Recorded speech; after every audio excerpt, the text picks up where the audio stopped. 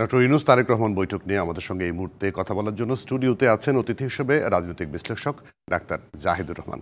Doctor Zahidur Rahman, আপনার স্বাগত, কৃতজ্ঞতা আপনি আমাদেরকে সময় দিয়েছেন। আজকের বৈঠক অবশ্যই সবাই তাকিয়ে আছে, আপনাকে আমরা রাজনৈতিক বিশ্লেষক বলছি, বিভিন্ন সময় আপনি নানা ধরনের বিশ্লেষণও করছেন। এই ভোটের তারিখটা নিয়ে কিন্তু এক ধরনের ধোঁয়াশা এখনো রয়ে গেল। বিএনপি রাজি হলো না এপ্রিল, এখন আজকের বৈঠকের পর এটা সমাধান হবে বলে কি আপনার মনে হয়? আচ্ছা, প্রথম কথাটা হচ্ছে বিএনপি একেবারেই রাজি না, এটা বোঝা যায়। আমাদের মানে না লুকিয়ে একদম ক্রুড কথাগুলো বলা দরকার। আমরা একটা সংকটের মধ্যে আছি আসলে। মানে আমি যতদূর বুঝি এপ্রিলের নির্বাচন বিএনপি কোনোভাবে অ্যাগ্রি করবে না। এটার প্রমাণ হচ্ছে ওই তারিখ প্রধান উপদেষ্টা ঘোষণা করার পর বিএনপি স্থায়ী কমিটির যে বৈঠক হলো, তারপর একটা অফিসিয়াল স্টেটমেন্ট এসেছিল। এটা কারো ইনস্ট্যান্ট রিয়াকশন না। ওখানে অত্যন্ত কঠোর ভাষা ব্যবহার করা হয়েছে। এর মধ্যে একটা বাক্যে এরকম লেখা ছিল যে প্রধান উপদেষ্টা রাজনৈতিক ভব্যতার সীমা লঙ্ঘন করেছেন।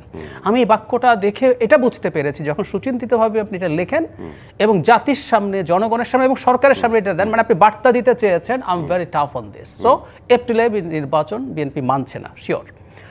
ডিসেম্বরে নির্বাচন তারা চাইছেন, এখনও বলছেন, কিন্তু আমরা যেটা ধারণা করতে পারছি যে মাঝামাঝি একটা জায়গায় সম্ভবত যদি যাওয়া যায় সেটা সব পক্ষের জন্য ঠিকঠাক হবে। ধরুন সরকারের তো কিছুটা ইগো আছে, যদি এই সরকারে কিন্তু পরাজিত হওয়ার কোনো বিষয় নেই। ব্যাপারটা একটু এক্সপ্লেইন করি। যখন রাজনৈতিক সরকার ক্ষমতায় থাকে, ধরুন একটা রাজনৈতিক সরকার ক্ষমতায়, এবং সে যখন পরবর্তী নির্বাচন, এবং আমরা ধরে নিই এটা হাসিনার মতো নির্বাচন হবে না, ভালো নির্বাচন হবে, সে চায় নির্বাচনের আগে পরাজিত না হয়ে যাওয়ার জন্য। কারণ নির্বাচনের আগে ধরুন একটা পলিটিক্যাল গভর্নমেন্ট বললো যে এপ্রিলে নির্বাচন, সেখান থেকে সরে আসতে হলো, তখন কিন্তু তার খুবই হাই স্টেক এটা। কারণ বিরোধী পক্ষ তখন তারকে পরাজিত করেছে বোধ বলবে এবং ভোটে প্রভাব পড়বে। কিন্তু ডক্টর ইউনূসের সরকার তো ভোট করছেন না, সুতরাং তার কিন্তু ওই ঝুঁকিটা নাই যে আমি সরে এসে আমার বিপদ হবে। তো সমঝোতা হওয়া উচিত। এবং তারপরেও কিছুটা ইগো মানুষের থাকে যে আমি তো ডিসেম্বরে করতে চাইনি, আমি আর একটু সময় চেয়েছি। সো ফেব্রুয়ারি ফার্স্ট উইক বা জানুয়ারি লাস্ট উইক যদি সময় চাইবো, মানে আমার কথা হচ্ছে আমার একদম মানে বার্সাই ভিউ বা অথবা আমি লেভেনের মতো যদি জানতে চাই যে কি এমন 10 মাসে হলো যেটা আগামী আরো 7 মাসে হয়ে যাবে বলে আরো সময় চাই, কি মনে হয় আপনার? এবং আমরা যদি পয়েন্টটা ধরি, 7 মাসও না, ডিসেম্বরের 31 তো বিএনপির লাস্ট ডে, এপ্রিলের যদি মাঝামাঝি ফার্স্ট হাফে হয় 3 মাসের একটু বেশি সময়। তার মানে বাকি 3 মাসে আপনি কি করবেন? আচ্ছা, আমি যদি এখন এই প্রশ্ন করি, এক্স্যাক্টলি মানে কিছুদিন আগে প্রধান উপদেষ্টা পদত্যাগ করবেন এরকম একটা সিচুয়েশনে একটা পত্রিকায় এসছে যে তিনি বলছেন এখন ভোট হলে যদি ঠিকঠাক মতো ম্যানেজ করা না যায়, তো তার মানে আপনি 3 মাসের মধ্যে ডু সাম ম্যাজিক, যেটা দিয়ে ম্যানেজ হয়ে যাবে। আচ্ছা, 3 মাসে যদি আপনি পেরে থাকেন, বাকি 3 মাসে, এত মাসে এবং সামনের সময়গুলোতে আপনি কেন সেটা করছেন না বা পারছেন না, এসব প্রশ্ন কিন্তু আসবে। অবশ্যই ওনাদের তো আসলে মূল প্রবলেম এই জায়গায়, ট্রান্সপারেন্সির অভাবে। সরকারের কাছে তো আমরা ট্রান্সপারেন্সি চেয়েছিলাম।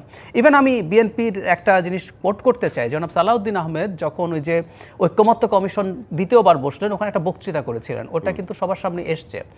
একটা জায়গায় তিনি বলছেন ডিসেম্বরের পরও যদি আপনাদের আরও কিছু সময় লাগে, এটা প্রধান উপদেষ্টার মানে বক্তৃতার আগে বলেছেন যে সেটা কেন আপনি একটু জাতির সামনে জানান। এই কেন কিন্তু ওনার ওই স্পিচেও ছিল না। তো সুতরাং সরকারের দিক থেকে যখন এটা করা হয়, খুব স্বাভাবিকভাবে একটা গুরুত্বপূর্ণ স্টেক হোল্ডার এই পলিটিক্সের বিএনপির এটা সমস্যা হয়েছে। তারপরও আমরা এখন সবকিছুর পরও যদি বলি যে এখন দুজন একেবারে একান্তভাবে বসেছেন। আচ্ছা, তার আগে এটা বলে নেওয়া ভালো, এই বসাটা ইটসেলফ একটা পজিটিভ জিনিস। কারণ সাম্প্রতিক সময়ে দুই পক্ষের মধ্যে যথেষ্ট দূরত্ব তৈরি হয়েছে, উত্তেজনা তৈরি হয়েছে, এবং শেষ পর্যন্ত আমাদের প্রধান উপদেষ্টা এই উত্তেজনায় পার্টিসিপেট করেছেন। একটা সময় সরকারের বিভিন্ন জায়গা থেকে নানান আচরণ করা হয়েছে, বলা হয়েছে, কিন্তু শেষ পর্যন্ত জাপানে গিয়ে তিনি যেভাবে নাম না বলে বিএনপিকে অ্যাকিউজ করেছেন, একটি দল শুধু ডিসেম্বরে নির্বাচন চায়, তারা সংস্কার না চেয়ে, অথচ বিএনপি 2-3টা কনস্টিটিউশনাল রিফর্ম ছাড়া সব কিছু মেনে নিয়েছে।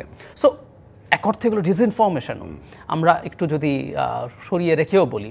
তো এই উত্তেজনাকর অবস্থায় দুই পক্ষ বসতে চেয়েছে এবং বসার চেষ্টা হচ্ছে, it's a very positive sign. তবে একই সাথে আমাদের এটা মানতে হবে এবং সরকারকে বুঝতে হবে, সেটা হচ্ছে আমি প্রায় বলি যে এই দেশে এখন 3টা পাওয়ার সেন্টারের ইন্টারঅ্যাকশন ঠিকঠাক হতে হবে আমাদের ভবিষ্যতের স্বার্থে। একটা সরকার, বিএনপি বলবো, সেটা হচ্ছে সেনাবাহিনী। মানে সেনাবাহিনীকে আলাদা করে বলছি। অনেকে বলেন, আমি এই প্রশ্ন অনেক সময় ফেস করেছি যে সেনাবাহিনী তো সরকারের পার্ট, আপনি সেনাবাহিনীকে আলাদা করে বলছেন। শুধু তাই না, বিপ্লবের পার্টও অবশ্যই। সো 5 আগস্টের পর সেনাবাহিনীকে আমরা একটু আলাদাভাবে দেখতে হবে। কিন্তু রিসেন্ট টাইমস আপনি দেখবেন সরকারি বাকি দুটো পাওয়ার সেন্টারের সাথেই এক ধরনের বসেছেন, এই দুজনের হাতেই আমাদের আসলে ভবিষ্যতের বাংলাদেশের একটা গুরুত্বপূর্ণ ভাগ্য ডিপেন্ড করছে। এটা তারা যত দ্রুত বুঝবেন তত ভালো, আর যদি না বুঝেন আমাদের কপালে খারাপই আছে। আর একটা কথা একটু বলে রাখি, আমি পরের সেগমেন্টগুলো ইভেন একটা প্রাথমিক সমঝোতাও যদি হয়, আমি কিন্তু উচ্ছ্বাসে ভেসে যাব না, কারণ আমি দেখছি সরকারের মধ্যে অনেকগুলো পাওয়ার সেন্টার আছে, ভেতরে আছে, বাইরে আছে। দেখা যাবে সমঝোতা হয়ে প্রধান উপদেষ্টার আন্তরিকতা থাকলেও সেটাকে ভণ্ডুল করারও চেষ্টা হতে পারে, আবার শাহবাগ অবরোধ হয়ে যাবে, হতে পারে, হতে পারে। আমি একদম প্রমাণ দিয়ে বলবো। রাইট। ওকে, আমি সেই জায়গাটা একটু ওই যে এই সফরের মধ্যে একটা কথা নিশ্চয়ই আপনি শুনে প্রতিষ্ঠার মন্তব্য করাতে কতটুকু শোভন বলে মনে হয়? অত্যন্ত অশোভন, অত্যন্ত অশোভন। আমি এমনি এভাবে ব্যাপারটা বলি, ধরুন কেউ একজন ইসলামে বিশ্বাস করে, ধর্মে বিশ্বাস করেন, ইসলামে, এবং উনি বলছেন কোরআন কি আল্লাহ লিখেছেন, এটা প্রশ্ন করেন থাকবেন না, তাই না? উনি অন্য কিছু হতে পারেন, এটা ব্লাসফেমি। সো ডেমোক্রেসিতে থেকে কে কি ভোট দেবে, তাত্ত্বিকভাবে বলছি, ওনার সময় যদি টাকার বিনিময়ে ভোট হয়, মানুষ যদি ভোট দেয়, এর দায় কার? ওনাকে নিতে হবে। আচ্ছা, বাংলাদেশের মানুষ কি টাকা দিয়ে ভোট দেয়? বাংলাদেশের নির্বাচনে টাকার একটাই বলছি, 18 সাল আমি একটা নির্বাচনকে, ওনার ওই টাকা দিয়ে যদি একটা বৈধভাবে জিতে আসতে পারতেন ফেয়ার ভোটে, উনি কি সেটা করতেন না? কিন্তু উনি রাতে সিল মেরে দিয়েছেন। মানে উনি বুঝেছেন দিনের বেগনের সিদ্ধান্ত নেওয়ার ক্ষমতায় আস্থা রাখেন না, সেই মানুষটা ডেমোক্রেটিক ট্রানজিশনের দিকে কিভাবে কাজ করবেন এই প্রশ্ন আসতে পারে। ওইটাও জানি, যেমন একটা কয়টা জেনারেশন ভোট দিতে পারেননি আপনি, ধরেন 35 বছরের নিচে যার বয়স সে এখনো ভোট দিতে পারে। সেখানটায় ভোটের জন্য যদি এত কিছু হয়, সে মানে বিএনপি আমি ধরলাম যে সাপোর্ট কমে গেছে, অনেক কমে গেছে, 15 বছরে কমে, তারপর তো 30%-এর নিচে কমে নাই। এবং আপনি যদি আজকে বলেন যে বিএনপি সামনে নির্বাচনে কে ভোটে নির্বাচিত হবে, বিএনপি ছাড়া বিকল্প আছে? একদম কাছাকাছি। তাকে কেন জানি মনে হচ্ছে তাদেরকে একটা পাত্তা না দেওয়ার, তারা খালি ক্ষমতায় আসতে চায়, তারা খালি নির্বাচন চায়, সংস্কার চায় না, এই কথাগুলো, এই গোয়েবলস তৈরি করাটার মানেটা কি? ওই যে বলছিলাম আমি আপনাকে শুরুতেই, যে উনি ইভেন যদি সমঝোতা হয়েও আসে, দেখা যাবে অনেক কিছু ঘটবে না, কারণ অনেক পাওয়ার সেন্টার্স আছে। ধরুন এই সরকারকে যতদিন রাখা যায়, অনেক মানুষ খুবই পাওয়ারফুল থাকে না, আমি খোলাখুলি যদি বলি, ধরুন এনসিপির বা একসময় স্টুডেন্ট লিডার যারা ছিলেন, বিভিন্ন সময় যারা নেতৃত্ব বা কাছাকাছি ছিলেন, তাদের তো এই সরকারের উপরে বদলি নানান রকম ক্ষেত্রে অনেক প্রভাব আছে। জামায়াতে ইসলামীরও একটা ভালো প্রভাব আছে বলে জানা যায়, বিএনপিরও আছে, নেই তা না। কিন্তু যখন নির্বাচন হবে, বিএনপি যখন ক্ষমতায়, প্রত্যেক দল তার মতো করে তার প্রভাব তৈরি করে সাজিয়ে নেবে, দেখবেন মুহূর্তের মধ্যে তাদের আর কোনো প্রভাব নাই। জামায়াত তাও কিছুটা সংখ্যার শক্তি আছে, কিন্তু জামায়াতও এই মুহূর্তে সরকারের উপরে যতটা ইনফ্লুয়েন্স, এগুলো আমরা জানি, বিভিন্ন মন্ত্রণালয়ে, ভার্সিটিগুলোতে, হেলথ সেক্টরে তাদের যে পরিমাণ প্রভাব, ও তো প্রায় ডিফ্যাক্টো ক্ষমতায় আছে।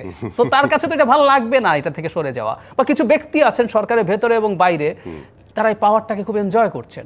আমি সাথে আবার অনেকের এক্সট্রা টার্নিংও যুক্ত হয়ে গেছে, সেটাকে যদি সরিয়েও রাখি, সুতরাং তারা তো চাইবেন না। সুতরাং বিএনপিকে এই চাপে যতটা ফেলা যায়, ফেলে ইলেকশনটা যত পেছানো যায়, তাদের পাওয়ার ততদিন থাকতে পারে, ততদিন তারা পাওয়ারফুল থাকতে পারেন, সেই চেষ্টা করছেন। তারা কি বোঝে না যে মানুষ এটা বোঝে না, এমন অবস্থা এখন নাই?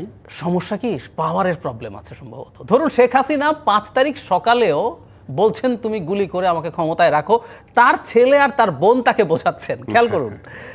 তার ছেলে তার বোন কিন্তু বুঝে গেছেন, কিন্তু উনি 5 তারিখ সকালেও তাকে বোঝানোর জন্য উড়াল দিয়ে আনা হয়েছে। দেখুন উনি নিজে কিন্তু তারপরে বুঝতে পারছেন না। সো আমার কাছে মনে হয় ক্ষমতায় থাকলে কোথাও কখনো আপনি এমন সব লোকজনকে দিয়ে সারাউন্ডেড হন, আপনি এমন ভাবে, ওই যে একটা টার্মই আছে যে আপনি আইভরি টাওয়ারে চলে যান, সো ইউ আর আইসোলেটেড, এবং আপনি সব নিজকে মনে করেন যে আমি যেভাবে ওনাদের তো একটা প্ল্যান আছে, আমি এভাবে ঝামেলা করে আমি বিএনপিকে ক্ষমতায় আসতে দেব না, করে আমি ক্ষমতা এই সরকারকে যতদূর সম্ভব টেনে নিয়ে যাব। তারা ওই যে তাদের কনফার্মেশন বায়াস যেগুলো তার পক্ষে থাকে সেগুলো নিয়ে আসে, আর বাইরে থেকে তো আমরা দেখছি এটা আসলে হয় না, কোনোভাবেই হয় না। বিএনপির সাথে কনফ্লিক্ট করে এই সরকার কোনোভাবেই টিকতে পারবে না। তাকে কোনো বিদেশি দেশ সে যত কিছুই বলুক না কেন, ইটস ইম্পসিবল। সেই জায়গাটায় যে আজকে যারা আপনি শুরুতে যেটা বললেন যে আজকের বৈঠকে যদি এক ধরনের সমঝোতাও হয়, সেটিও যে এমপ্লয়ার যারা, মানে ওনার এমপ্লয়ার, উনি নিজেই স্বীকার করেছেন, এমপ্লয়াররা যদি আবার নেমে যায়, আবার যদি আবার একটা কনফ্লিক্ট তৈরি হয়, বিএনপির সাথে যদি মুখোমুখি দাঁড়িয়ে যায়, অনেকেই বলছেন এক ধরনের গৃহযুদ্ধ তৈরি হতে পারে। গৃহযুদ্ধ সম্ভবত হবে না, কিন্তু কনফ্লিক্ট হতে পারে। এই যে আমি কেন বলছিলাম, এবার আমি আপনাকে একদম স্পষ্টভাবেই বলি, দুটো উদাহরণ দিই। সরকারের যে পাওয়ার সেন্টার অনেকগুলো আছে তার একটা প্রমাণ দেই, সেটা হচ্ছে 1.5-2 মাস আগে প্রধান উপদেষ্টার সাথে ঐক্যমত্য কমিশনের 3 জন দেখা করেছিলেন, মিস্টার আলী রিয়াজ, বদিউল আলম মজুমদার, মিস্টার মনির হায়দার। তারা দেখা করে এসে প্রেসকে জানিয়েছেন, প্রধান উপদেষ্টা বলেছেন আপনারা খুব দ্রুত সংস্কারের কাজ শেষ করুন ডিসেম্বরে নির্বাচনকে মাথায় রেখে। ওনারা এটা বলেছেন। এই তিনজন ব্যক্তিকে আমরা সবাই চিনি, ব্যক্তিগতভাবে অনেকে চিনি, মানে ওনারাই ভুল করার কোনো কারণ নাই। তো within 30 or 40 minutes press team নতুন একটা সংশোধনী দিল যে না, প্রধান উপদেষ্টা ডিসেম্বর বলেন নাই, শুধু ডিসেম্বর থেকে জুন, ওই একই গল্প। খেয়াল করুন তাহলে এখানে একটা পার্সেন্টের প্রমাণ। নাম্বার 2, প্রধান উপদেষ্টা চাইলেই কি হয়, এই যে আমরা নামার কথা বললাম তার এমপ্লয়ারদের, প্রধান উপদেষ্টা 7-8 বার অন্তত দেশি বিদেশি মিডিয়াকে বলেছেন আওয়ামী লীগ উনি নিষিদ্ধ করবেন না, ক্লিয়ারলি বলেছেন। এমনকি আওয়ামী লীগ ইলেকশনে পার্টিসিপেট করবে কিনা সেটা তাদের সিদ্ধান্ত, জনগণ সিদ্ধান্ত নেবে। শেষ পর্যন্ত কি দাঁড়ালো, শেষ পর্যন্ত ওই যে তার তার সাথে অনেকে আসলো। তো একইভাবে কিন্তু একটা সিস্টেম তৈরি করা হয়েছে। 3টা ঘটনা আপনাকে বলি। জনাব নাহিদ ইসলাম মার্চে ইন্টারভিউ দিয়েছেন রয়টার্স এবং এএফপিকে, বলেছেন দেশের আইন শৃঙ্খলার অবস্থা ভালো না, নির্বাচন হওয়ার উপযোগী পরিবেশ নাই। 1, 2 হচ্ছে বিএনপির প্রশাসন মাঠ পর্যায়ে চলে গেছে, এখানে সুষ্ঠু নির্বাচন হতে পারে না। অ্যান্ড ফাইনালি সবচেয়ে ভয়ঙ্কর একটা কথা ওনারাও বলেছেন এবং জামাতও সমর্থন করছে যে এই নির্বাচন কমিশন বিএনপির সাথে অ্যালাইন, এটাকে পরিবর্তন করা ছাড়া হবে। তার মানে খেয়াল করুন একটা গ্রাউন্ড তৈরি করেছেন। এখন ধরুন ফেব্রুয়ারি মানা হলো, নির্বাচন কমিশন পাল্টালো না, তারা একটা শিডিউল দিলেন। আপনি তো একটা গ্রাউন্ড, আমি তো আগেই বলেছি আমি তো নির্বাচন কমিশনের শিডিউল মানি না। তারা যদি মাঠে নেমে যান এবং কেউ না কেউ, ডক্টর ইউনূস না চাইলেও কেউ না কেউ তাদেরকে মাঠে নামানোর চেষ্টা করবে, এটাই বলছি। অ্যানাদার পাওয়ার সেন্টার। একটা জিনিস ওই সাধারণ মানুষ মানে হয় না, জানতে চাওয়া তারেক রহমান কবে আসবে। এখন তো স্বরাষ্ট্র উপদেষ্টা বলেই দিয়েছেন যে কোনো সময় উনি আসতে পারেন, ওনার মামলার কোনো ভেজাল নাই, কোনো কিছু নাই। আসছেন না কেন? আমি আসছি তার আগে আরেকটা জিনিস হচ্ছে গৃহযুদ্ধ হবে কিনা, আমার কাছে এটা মনে হয় না। কারণ বিএনপি যদি মাঠে নামে, মানে এনসিপির তো আসলে লোকজন নাই, আমরা একদম স্ট্রেট অ্যাওয়ে কথা বলি। আওয়ামী লীগ নিষিদ্ধের সময় হাসরাত আব্দুল্লাহ গেলেন, এনসিপি গেল, আসলে যতটুকু মানুষ আমরা দেখেছি মূলত নির্বাচন কমিশন ঘেরাওই তো মোটামুটি পরিষ্কার। আর ওখানে যতটুকু হয়েছে, ওখানে জামায়াতে ইসলামী ইনফরমালি গেছে, শিবির গেছে, তাদের স্লোগান দেখেছি, একদম গুরুত্বপূর্ণ জামায়াত নেতা উনি বলছেন আমি ইনফরমালি এসেছি, এবং অনেক ইসলামিস্ট তারা, আমি এখানে একটু বলে রাখি যে সরকার অনেক ইসলামিস্ট এক্সট্রিমিস্টের মবকে এক ধরনের সমর্থন না হলেও ব্যবস্থা নেয় না, এই কারণে বলে আমি মনে করি তাদেরকে মাঠে চুপ থাকা মানেই সমর্থন। ইয়েস, এক্স্যাক্টলি, তাদেরকে মাঠে নামাতে চায়। তো এই সংখ্যাও যতটুকু আছে তারা বিএনপির সংখ্যার সামনে ওভারওয়েলমড হয়ে যাবে, আমার মনে হয় হবে না। এবার তারেক রহমানের ইস্যু আমি আসলে নিশ্চিত নই। আমার ধারণা যেটা, এটা আমি একদম আমার ধারণা বলছি, হতে পারে উনি তো দীর্ঘদিন বাইরে আছেন, উনি যখন আসবেন তখন ওনাকে নিয়ে একটা মেজর হাইপ হবে। অবশ্যই।